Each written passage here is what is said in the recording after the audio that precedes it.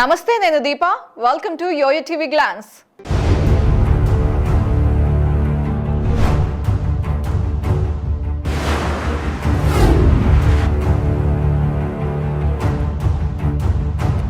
బంగ్లాదేశ్లో అల్లర్లు భారత్కు పాకుతున్నాయి. దీంతో భారత్ బంగ్లాల మధ్య వివాదం రోజు రోజుకి ముదురుతోంది. బంగ్లాదేశ్లో భారతీయులను, ముఖ్యంగా హిందూ మైనారిటీలకు వ్యతిరేకంగా ఘోరమైన సంఘటనలు జరుగుతున్నాయి. ఎప్పుడు తమపై ఏ దాడి జరుగుతుందో అక్కడ ప్రజలకు అర్థం కావడం లేదు. అక్కడి హిందువులు ప్రాణాలు అరచేతిలో పెట్టుకుని బ్రతుకుతున్నారు. ఏ క్షణాన్నైనా ఏ హిందూ నాయకుడు అరెస్ట్ అవుతాడో కూడా తెలియని పరిస్థితి అక్కడ ఏర్పడుతోంది. దీంతో మొన్నటి వరకు బంగ్లాదేశ్కే పరిమితమైన నిరసనలు ఇప్పుడు భారత్లో కూడా మొదలయ్యాయి. ఇటీవల బంగ్లాదేశ్లో ఇస్కాన్ టెంపుల్కు చెందిన గురువును పోలీసులు అరెస్ట్ చేయడంతో పరిస్థితులు మరింత దారుణంగా మారిపోయాయి. తర్వాత మరో హిందూ గురువును కూడా అరెస్ట్ చేశారు.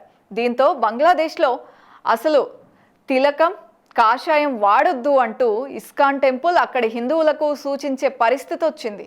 ఇటీవల భారత ఏజెంట్ అంటూ ఒక జర్నలిస్ట్పై కూడా దాడి జరిగింది.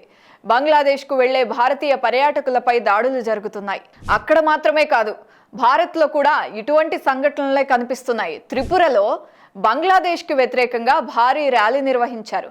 త్రిపురలో బంగ్లాదేశీయులకు భోజనం, వైద్య సేవలు నిరాకరించాలని నిరసనకారులు పిలుపునిచ్చారు. అగర్తలలోని బంగ్లాదేశ్ దౌత్య కార్యాలయాన్ని చుట్టుముట్టారు.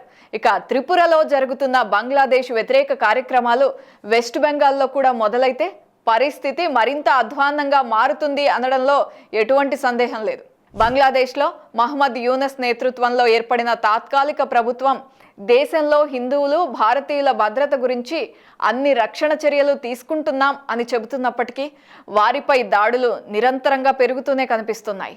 నవంబర్లో రాజధాని ఢాకాలో భారత పర్యాటకుడు సయన్ ఘోష్ను స్థానిక ప్రజలు దారుణంగా కొట్టారు.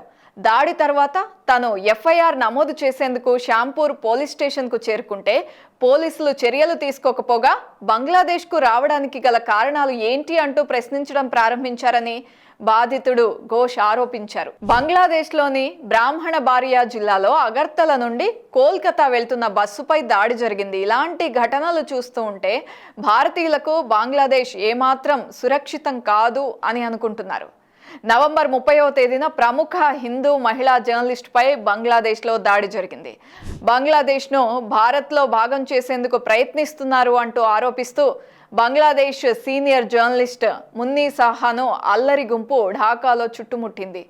సాహా ఒక భారతీయ ఏజెంట్ అని, మాజీ ప్రధాని షేక్ హసీనాకు మద్దతుదారి అంటూ ఆమెను చుట్టుముట్టారు. ఆమెపై దుర్భాషలాడుతూ దాడి చేసేందుకు ప్రయత్నించారు కూడా. చుట్టుపక్కల జనాలు మహిళా జర్నలిస్ట్కు వ్యతిరేకంగా నినాదాలు కూడా చేశారు. ఆ తర్వాత ఆమెను పోలీసులు తేజ్గావ్ పోలీస్ స్టేషన్కు తీసుకువెళ్ళినట్లుగా తెలుస్తోంది. దీంతో ఆమెను అరెస్ట్ చేసినట్లుగా వార్తలు బయటకు వచ్చాయి. అయితే ఆమెను అరెస్ట్ చేయలేదని తర్వాతి రోజు బంగ్లాదేశ్ పోలీసులు వివరణ ఇచ్చారు. అయితే సాహాను వేధించిన వ్యక్తులపై ఎలాంటి చర్యలు తీసుకోకపోవడం చాలా అనుమానాలకు తావిస్తోంది. వైరల్గా మారిన ఈ దాడి వీడియోలో 57 మంది ప్రాణాలు బలిగొన్న బంగ్లాదేశ్ రైఫిల్స్ తిరుగుబాటుకు సంబంధించి ఆమె ప్రజల్ని తప్పుదారి పట్టించింది అంటూ ఆరోపణలు వినిపిస్తున్నాయి. బంగ్లాదేశ్ మాజీ ప్రధాని షేక్ హసీనా భారతదేశానికి రాజకీయ శరణార్థిగా వచ్చినప్పటి నుండి ఆ దేశంలో భారత వ్యతిరేకత బహిర్గతమైంది.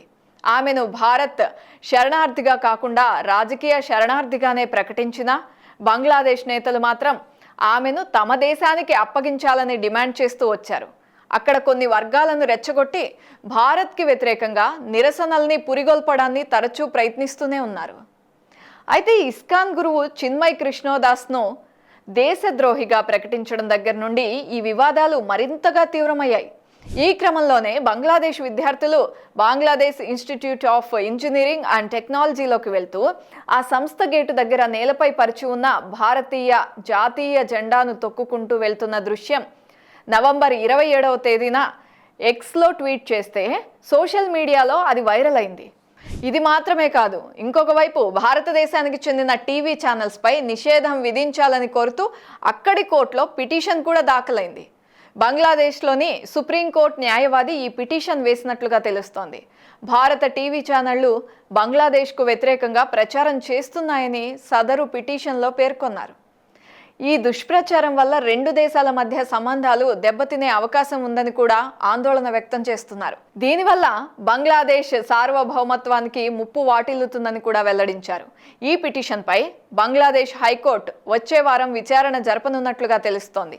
ఈ పరిణామాల మధ్య భారత్లో కూడా బంగ్లాదేశ్కు వ్యతిరేకంగా ఆందోళనలు చెలరేగాయి. బంగ్లాదేశ్లో హిందూ సన్యాసి చిన్మోయ్ కృష్ణదాస్ అరెస్ట్, అక్కడి హిందువులపై జరుగుతున్న దాడుల నేపథ్యంలో త్రిపురలో నిరసన ర్యాలీ చేపట్టారు. త్రిపుర రాజధాని అగర్తలలోని బంగ్లాదేశ్ అసిస్టెంట్ హై కమిషన్ వద్ద డిసెంబర్ 1వ తేదీన ఈ నిరసన ప్రదర్శన నిర్వహించారు. బంగ్లాదేశ్లో హిందువులపై వరుస దాడులకు వ్యతిరేకంగా అక్కడ నినాదాలు చేశారు. ఈ సందర్భంగా సుమారుగా 50 మంది నిరసనకారులు బంగ్లాదేశ్ ఎంబసీ ప్రాంగణంలోకి దూసుకు వెళ్లినట్లుగా తెలుస్తోంది. బంగ్లాదేశ్లో మైనారిటీ హిందువులపై దాడులతో పాటుగా భారతీయ జెండాను అగౌరవపరిచినందుకు బంగ్లాదేశ్ నుండి వచ్చే అతిథులకు సేవల్ని నిలిపివేయాలని నిర్ణయించుకున్నట్లుగా all Tripura hotel and restaurants owner association తెలియజేసింది. అలాగే బంగ్లాదేశ్కు చెందిన రోగులకు ఇకపై వైద్య సేవలు అందించబోమంటూ అగర్తలాలోని ఐఎల్ఎస్ మల్టీ స్పెషాలిటీ హాస్పిటల్ కూడా ప్రకటించింది. బంగ్లాదేశ్ పౌరులకు సేవల్ని నిలిపివేయాలని అభ్యర్థిస్తూ స్థానిక సంస్థలు చేసిన ర్యాలీ తర్వాత ఈ ప్రకటన వచ్చింది. కోల్కతాలోని మానిక్టాలా ప్రాంతంలో జేఎన్ రే అనే మరో హాస్పిటల్ కూడా ఇలాంటి నిర్ణయమే తీసుకుంది. బంగ్లాదేశ్ రోగులకు చికిత్సను నిరవధికంగా నిలిపివేస్తున్నట్లుగా వెల్లడించింది. అయితే భారత విదేశాంగ మంత్రిత్వ శాఖ త్రిపురలో బంగ్లాదేశ్ దౌత్య కార్యాలయాన్ని చుట్టుముట్టిన ఘటనను ఖండించింది. అగర్తలాలోని బంగ్లాదేశ్ అసిస్టెంట్ హై కమిషన్ ప్రాంగణంలో భద్రతను ఉల్లంఘించడం చాలా విచారకరమని తెలిపింది. దౌత్య కౌన్సిలర్ ఆస్తులను ఎట్టి పరిస్థితుల్లో కూడా లక్ష్యంగా చేసుకోకూడదని పేర్కొంది. ఈ సంఘటన నేపథ్యంలో ఢిల్లీలోని బంగ్లాదేశ్ హై కమిషన్, దేశవ్యాప్తంగా ఉన్న ఇతర డిప్యూటీ అసిస్టెంట్ కమిషన్ల వద్ద భద్రతను పెంచేందుకు ప్రభుత్వం అన్ని చర్యలు తీసుకుంటున్నట్లుగా వెల్లడించింది. బంగ్లాదేశ్లో హిందువులే లక్ష్యంగా జరుగుతున్న దాడులపై భారత్ ఆందోళన వ్యక్తం చేసింది. అయితే ఆ దేశంలో మైనారిటీలపై జరుగుతున్న హింసాత్మక సంఘటనలను కేవలం మీడియా అతిశయోక్తిగా అని కొట్టి పారేయలేమంటూ కూడా భారత విదేశాంగ శాఖ పేర్కొంది. ఇక ఈ పరిణామాలన్నింటినీ చూస్తూ ఉంటే భారత్ బంగ్లాదేశ్ మధ్య గ్యాప్ అతకలేనంతగా పెరిగిపోతోంది.